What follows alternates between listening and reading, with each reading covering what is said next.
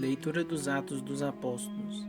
Naqueles dias, Saulo só respirava ameaças e morte contra os discípulos do Senhor.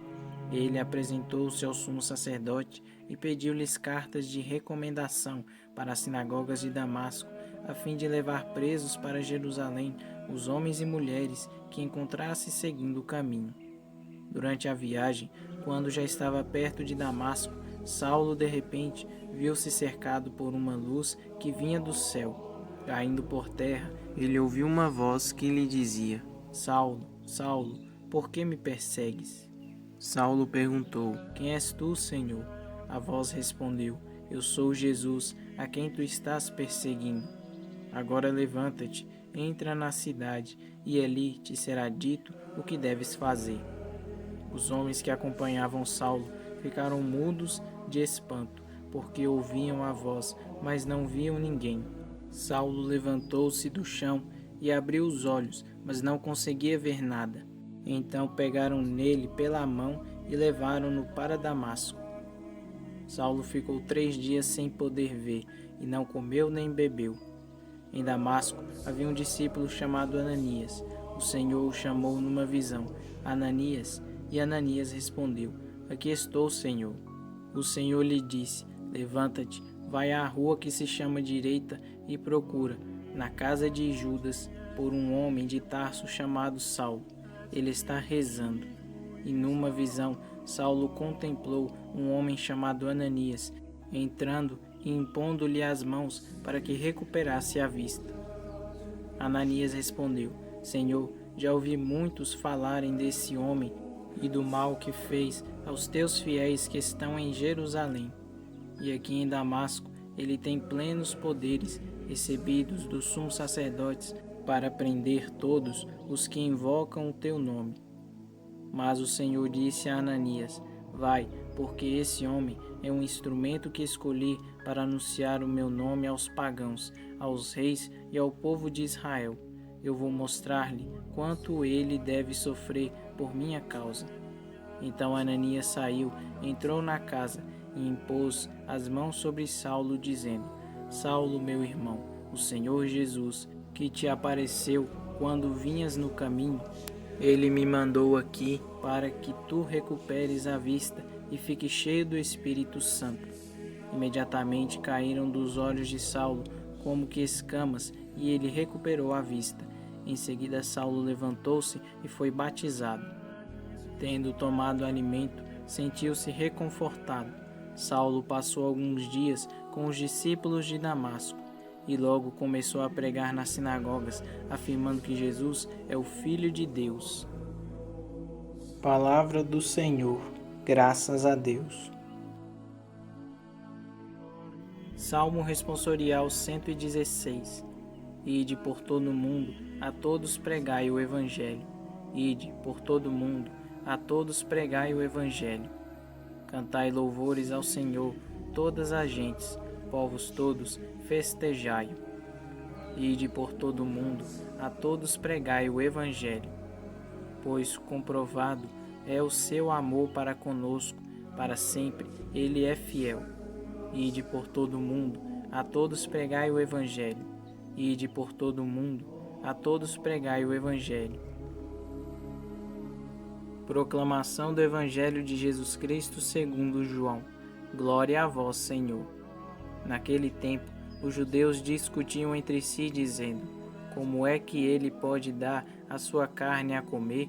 Então Jesus disse: em verdade vos digo, se não comerdes a carne do Filho do Homem e não beberdes o seu sangue, não tereis a vida em vós.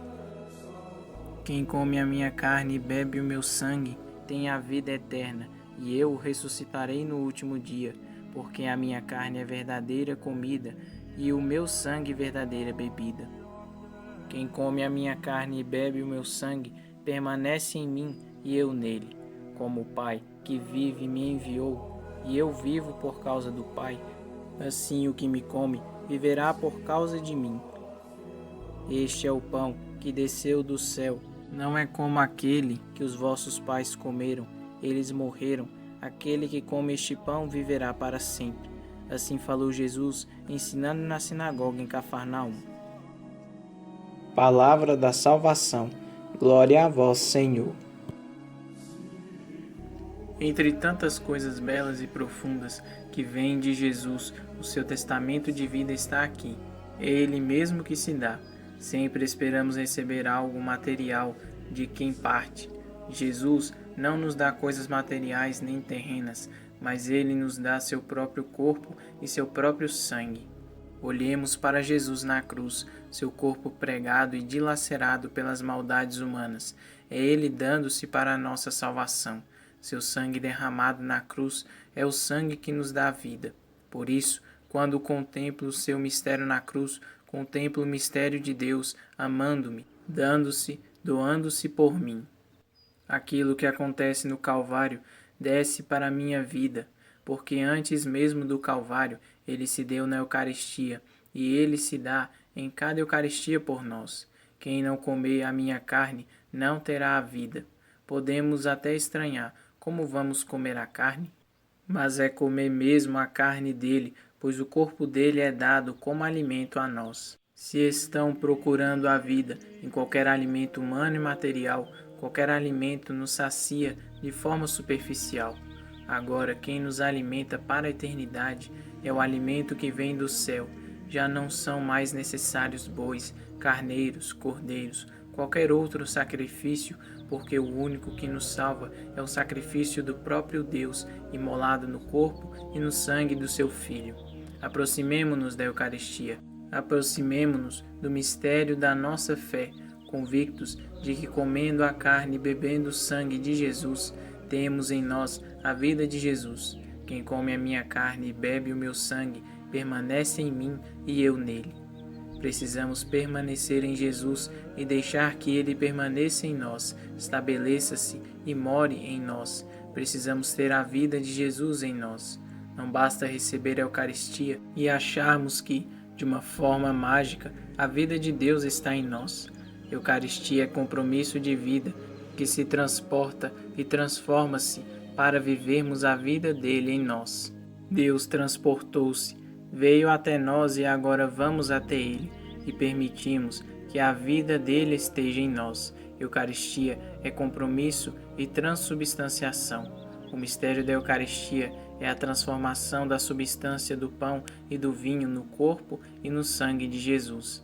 As aparências permanecem. Conosco não é diferente. As aparências são do Roger, são as aparências de Maria, de José, mas o nosso interior, a nossa substância mais profunda vai se transformando, eucaristizando-se e transformando-se numa nova realidade, até que possamos exclamar como Paulo: já não sou eu que vivo, é Cristo que vive em mim, porque a vida de Cristo está em mim pelo seu corpo e seu sangue. Gálatas 2, versículo 20. Mergulhemos a nossa vida na Eucaristia, porque ela é o corpo e o sangue que dá sentido à nossa vida.